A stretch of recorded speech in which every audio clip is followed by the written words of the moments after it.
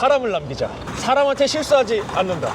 10분당 한 20만 원에서 25만 원인 정도가 찍힐 때가 있거든요. 라떼를 하루에 3잔씩 먹는 브랜드였으면 좋겠습니다.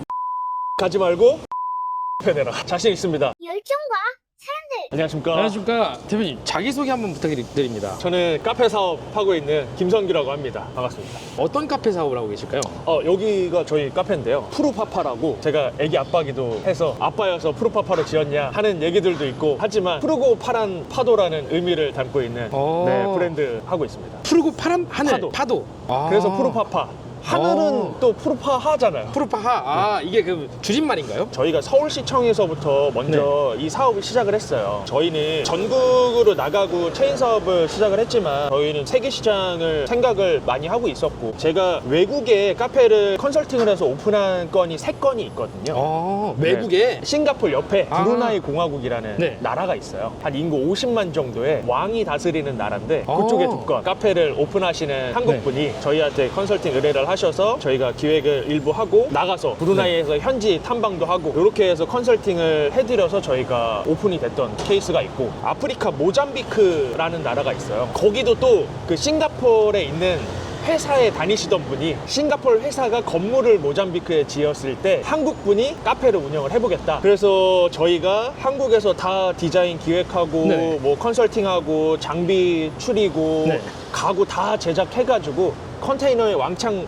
실어서 내보냈어요. 근데 바로 코로나가 터졌네. 그래서 2년 만에 오픈했습니다. 지금 너무 두 나라 다 잘 되고 있고 저 또한 좀 뭐 외국도 나가보고 해보다 보니 저의 브랜드를 외국에다 오픈하고 싶다라는 생각이 너무 많이 들더라고요. 궁금한 게 있어요. 이렇게 이야기 듣다 보니까 외국에 나가서 사실은 창업하기가 쉽지 않잖아요. 그 지역에 잘 되는 방향성을 컨설팅을 해주셔야 되는데 노하우를 좀 알고 싶어요. 그 나라의 문화를 좀 이해를 해야 되는 것 같더라고요. 최근에 브루나이 공화국 같은 경우는 일단 외국인이 자국에서 사업을 할 수 없어요. 그런 쪽 나라에 나갈 때는 현지의 사람과 동업 관계가 되셔야 하실 수 있어요. 근데 싱가포르, 말레이시아, 제가 알고 있기로는 외국인의 그런 투자 유치를 적극적으로 수용하는 나라이기 때문에 그런 쪽들은 외국에다가 별도의 법인만 설립을 한다라면 한국 사람들도 나가서 사업을 할 수 있어요. 궁금한 게 지역마다 먹히는 컨텐츠가 있잖아요. 대표님이 이제 컨설팅 해주실 때도 외국 지역에 잘 되고 있다고 하시는데 잘 되는 혹시 이런 노하우가 있을까요? 최근에 외국을 자주 왔다 갔다 했거든요. 마닐라 가보고 싱가포르도 가보고 그리고 미국도 작년에 갔다 오고 그리고 요즘에 중국이 너무 잘 돼 있다 보니까 상하이도 가보고 했는데요. 요즘에 우리나라가 너무 잘하고, 그래서 우리나라에서 정말 잘하고 줄 서 있는 것들 정도 수준을 가지고 외국에 가져가 나가면 어느 정도 기본 이상은 하더라고요. 근데 실질적으로 외국에 나갔을 때는 우리나라와 입맛이라든지 사람들의 그 생활 패턴이라든지 그리고 위치에 따라서 조금 다르긴 하더라고요. 특히 필리핀 같은 경우에는 항상 더운 나라인데 우리나라는 메인 주요 상권에 로드샵들이 잘 되잖아요. 근데 생각보다 필리핀 이런 데는 로드는 굉장히 저단가로 맞춰야 되고, 왜냐면 이게 빈부격차가 너무 크더라고요. 로드에서는 커피도 더 싸야 되고 음식도 더 싸야 되고, 쇼핑몰에 들어가 있는 브랜드들은 굉장히 하이 퀄리티예요. 오히려 우리나라보다 더 비싸게 파는 커피숍들도 있고, 그리고 예를 들면 그 일본 브랜드들 말차 브랜드 있잖아요. 그런 브랜드들도 굉장히 비싸게 팔아요. 근데도 소비를 해요. 월급을 40만 원 받고 거기 가서 6천 원짜리, 7천 원짜리, 만 원짜리를 소비를 하는 거예요. 그런 상권에 대한 분석을 하지 않고 그냥 우리 거 그대로 갖고 나간다? 그건 안 맞을 것 같아요. 그러면 국내에서는 몇 개 정도 카페를 컨설팅 하셨을까요? 제가 12년도부터 오픈을 해드렸거든요. 저희가 지금까지 오픈해주고 한 것들은 개인적으로는 한 150호점에서 한 200호점 정도 되지 않나 생각이 되고, 제가 간단히 컨설팅을 한 것들도 있고 온전히 저희가 맡아서 해드린 것들도 있을 것이고, 그리고 인테리어로 저한테 문의가 오셨다가 커피 장비라든지 뭐 원두를 납품받으시던지 이런 것들이 있다 보니까 그런 거 다 따져보면 저 개인적으로는 한 200호점 정도 되는 것 같고, 기존 브랜드 저희가 12년도부터 코로나 이전까지 하던 브랜드가 직화커피 브랜드였어요. 저희가 직화 로스터기를 특허를 받아서 일본에서 유행하던 로스팅 방식이거든요. 바로 불에다 굽는 형태의 그런 로스팅 방식인데, 그런 것들을 저희는 복사열을 쏴주는 거를 특허를 받았어가지고 그 로스터를 직접 개발을 해서 저희가 직화 로스팅 커피 전문점을 했었는데, 그게 한 30개 정도 나갔었고, 지금 저희가 운영하는 지금 푸르파파가 1년 반, 2년 동안 20호점 나갔기 때문에 그것만 해도 한 50호점 되잖아요. 그렇죠. 그리고 그냥 컨설팅하고 하는 것까지 따지면 저희 희연제가 하고 있는, 그리고 저희가 컨설팅한 것들이 한 200호점 이상은 되지 않을까. 대박입니다. 네. 매장을 한번 좀 알고 싶습니다, 대표님. 그러면 들어가서 네. 메뉴 어떤 게 있는지, 그리고 손님들은 어떤 걸 많이 찾으시는지 네. 이런 것들 한번 보시면 좋을 것 같습니다. 좋습니다. 메뉴 준비해드릴게요. 저희가 네. 주로 많이 나가는 것들이 이런 아포가토 라떼. 저희는 라떼 종류가 많이 나가는데 네네. 라떼에다가 아이스크림을 올리고 좀 아포가토 스타일로 만든 이런 라떼들이 굉장히 많이 나가고 있고, 처음에 이슈가 됐던 게 소프트 라떼. 근데 이게 3,500원인가요? 왜 폴바셋 이런 데 가면은 7,000원 넘어가잖아요. 저희 그냥 50% 할인한 것처럼. 하지만 퀄리티는 대박이다. 유지를 하고 있습니다. 항상 그러니까 가격을 생각 안 하고 먹었었는데 3,500원이었었네요. 대박이다. 양도 많습니다. 이거 다들 알아야 될 텐데 이거. 참. 많이 알려줬으면 좋겠어요. 우리 아포가토 라떼 하나만 주실래요? 한번 드셔보시죠. 먹어보겠습니다. 어때요? 라떼가 이렇게 막 단맛보다는 좀 씁쓸한 맛이 좀 강하잖아요. 근데 얘는 아이스크림을 넣으니까 뭐 바닐라 맛 라떼 맛도 나고 너무 맛있는데? 바닐라 라떼랑은 좀 달라요. 네. 바닐라 라떼는 그냥 달기만 하잖아요. 제가 카페를 여러 군데에서 운영도 해보고 네. 저희가 이제 프랜차이즈 사업을 하면서 특히 저희는 좀 오피스 상권이라든지 주거단지 쪽 뭐 이렇게 그냥 로드에 나가다 보니 자주 먹을 수 있는 커피를 만들고 싶었어요. 너무 달지 않고 이게 무슨 고소함이지? 이게 무슨 단맛이지? 그러니까 느끼지만 보편적으로 내가 먹어봤던 맛인 거예요. 사람들은 잘 몰라. 근데 익숙해. 근데 너무 자극적이지 않아야 이게 평양냉면처럼 쭉 갈 수 있는 그런 라떼 스타일이 되지 않을까 생각해서 저희는 다 기획을 했어요. 무섭다. 익숙하니까. 익숙해. 그러니까요. 그래야 자주 먹을 수 있어요. 그러니까요. 저희는 라떼를 하루에 3잔씩 먹는 브랜드였으면 좋겠습니다. 다들 보면은 연남동이나 홍대나 네. 성수동 가면 네. 다 조그만 잔에 맞아, 엄청 맞아. 크림 라떼 진하게 팔잖아요. 근데 그거는 작게 주는 이유가 있어요.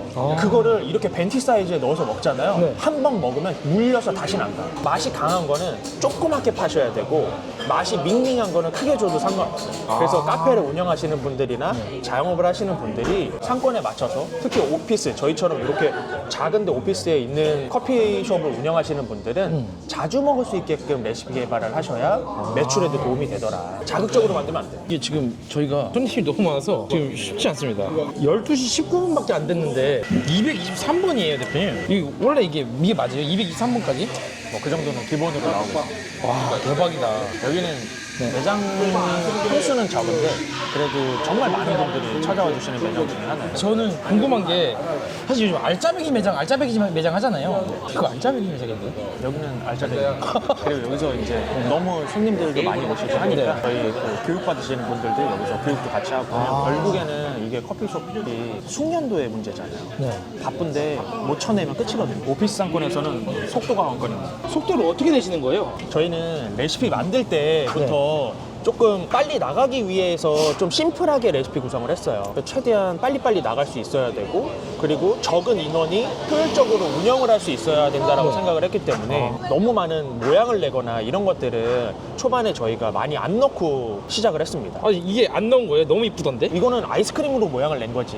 왜냐면 라떼를 아무리 예쁘게 찍으면 뭐예요? 그냥 맞아. 흙탕물 색깔인데. 맞아, 또 맞아. 아무리 뭐 색깔 보정하고 뭐 어떻게 해도 안 이쁘잖아요. 네네. 그거 먹으러 가야 되겠다는 생각이 들어야 되는데. 근데 지금 말이 안 되는 게 아이스크림 라떼를 누가 이렇게 먹냐고. 네. 근데 조금 있으면 더 옵니다. 진짜요? 지금 이제 점심 드시러 이제 네. 가시는 시간이니까 네. 네, 이제 12시 간신히 지났잖아요. 네. 네, 이 정도 오시고 이제 이따가는 뭐 밖에도 뭐 단체로 서 계시고 네. 이런 분들이 많은데, 여기도 막 엄청나게 유동이 많은 쪽은 아니지만 네. 오피스 상권이잖아요. 그렇죠. 저 보면 네. 주변에 사람이 없어요. 사람이 다니는 동네가 아닌 것 같아. 겨울에는 카페 운영하시는 분들이 다들 느끼시겠지만 네. 좀 많이 힘든 시기예요. 근데 그래도 저희 요 매장 같은 경우에는 그래도 편차 없이 좀 네. 유지가 되고 있는 것 같아요. 말이 안 되는 게 저도 어제도 갔어요. 근데 이게 올 수밖에 없다. 이 가격에 폴바셋을 드셔보신 분들은 푸르파파를 좋아할 수밖에 없다. 폴바색 가지 말고 푸르파파 하십시오. 추천합니다. 이거 말고 또 노하우가 없을까요? 그리고 저희가 지금 진짜 바쁜 시간에는 네. 10분당 한 20만 원에서 25만 원 정도가 찍힐 때가 있거든요. 10분당?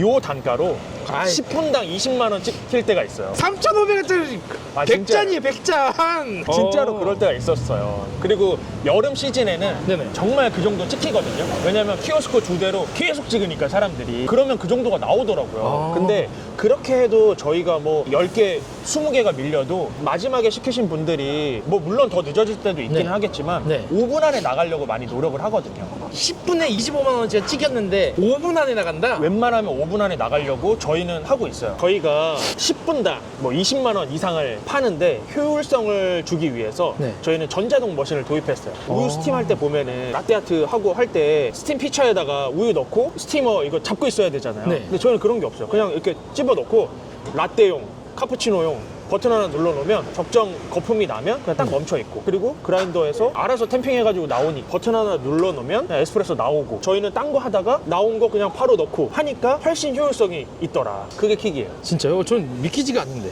그래서 저희가 정말 적은 인원으로 효율적으로 운영을 했어요. 한번 보여주세요. 전 믿기지가 않나서 그런데. 이따가 한번 보여드려요. 이게 머신이에요? 저희 전자동 머신이고, 이거 일반 머신 같이 생겼는데? 일반 머신이에요. 그래서 저희가 원두를 선택할 수 있는데 다른 원두, 조금 부드러운 원두, 산미가 있는 원두 블렌딩, 그리고 디카페인 원두를 변화해서 먹을 수 있어요. 네. 그럴 때는 포터필터를 빼서 외부 그라인더를 사용하고 다시 넣고 버튼만 누르면 될 수 있게끔 그렇게 되어 있어요. 이거 뭐 일반 머신이잖아요. 네. 그러니까 외부에서 손님들이 봤을 땐 그냥 똑같은 머신 쓰고 있는 거라고 봐요. 근데 오, 보세요. 그래요? 자, 우유 넣었어요. 보통은 이렇게, 이게 그냥 일반적인 스팀이잖아요.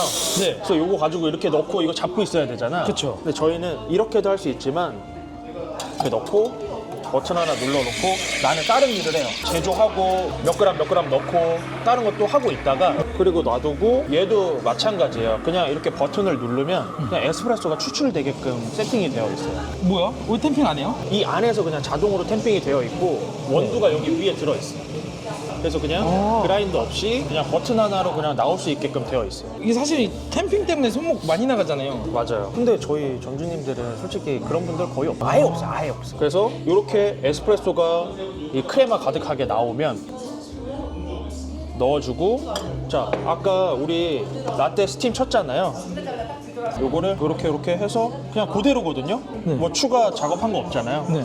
요걸 해서 이렇게 넣었을 때 에스프레소 넣고 라떼 스팀 쳐진 우유 그냥 네. 자동으로 쳐진 거 그냥 2개만 넣으면 그냥 네. 라떼가 이렇게 완성이 되는 거예요. 이렇게 심플하게 만들어 맛있는 라떼가 1분 컷이다. 맛있어요. 이 사용한 스팀 피처는 자동 세척기에다가 얘를 피처 린서라고 하거든요. 굉장히 깨끗하게 세척이 돼요.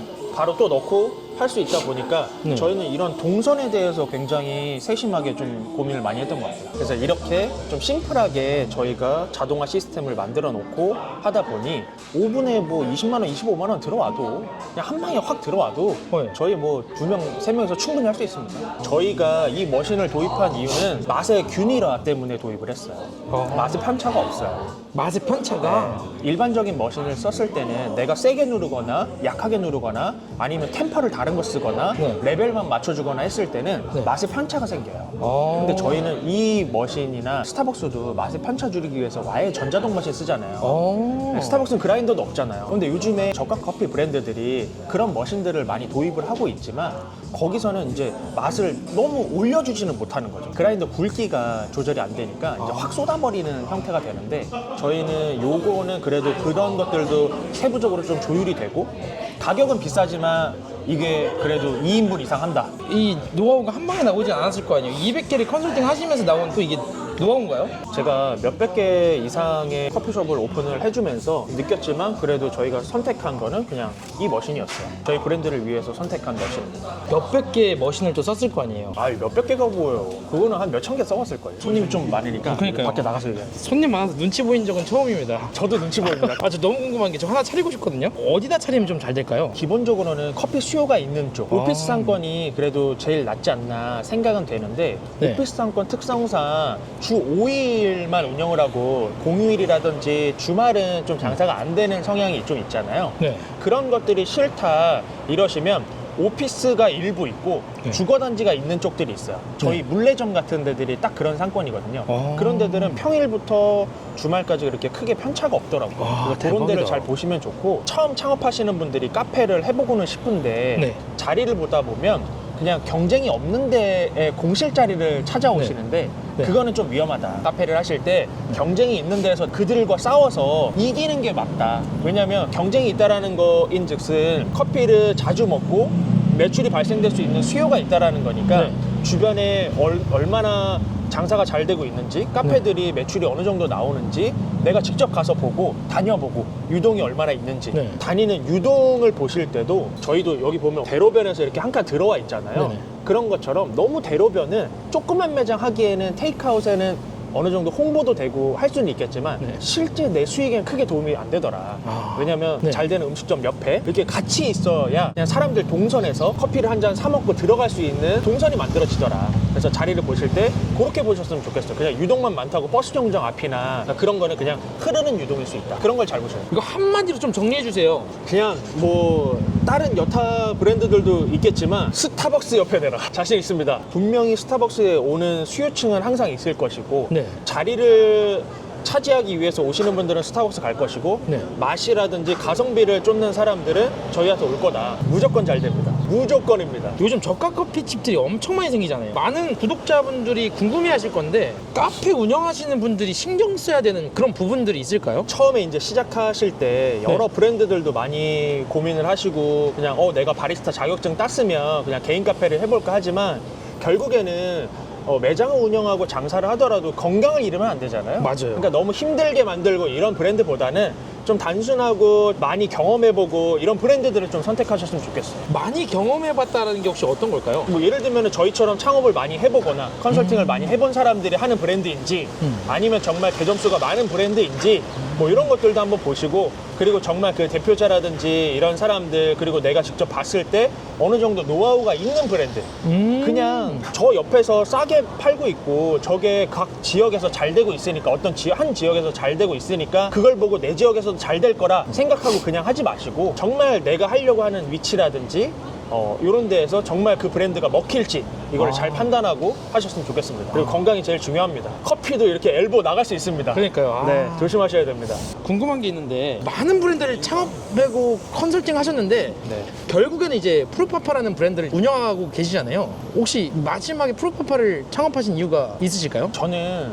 결국에는 제 주변에 사람이 많이 남았으면 하는 바람이 있어요. 이게 카페도 그렇고 네. 장사가 잘 된다라는 거는 나를 좋아하고 내 라떼나 내 커피를 좋아하시는 분들이 많이 찾아온다라는 거잖아요. 네.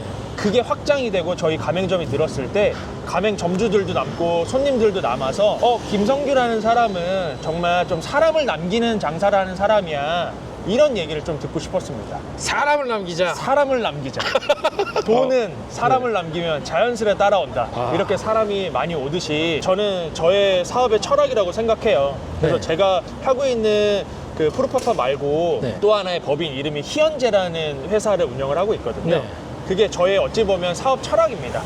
기쁠 희 인연년 있을제, 기쁜 인연이 있다. 회사 이름을 그렇게 지었듯이 멋있다. 저는 커피를 통해서 가맹 점주든 손님이든 사람을 제 주변에 많이 남기는 사업가가 되고 싶습니다. 대표님의 열정은 무엇인가요? 저의 열정은 사람을 남기자. 프로파파를 통해서 저는 사람을 남기겠습니다. 김성규는 사람을 남기는 사람이다. 사람한테 실수하지 않는다.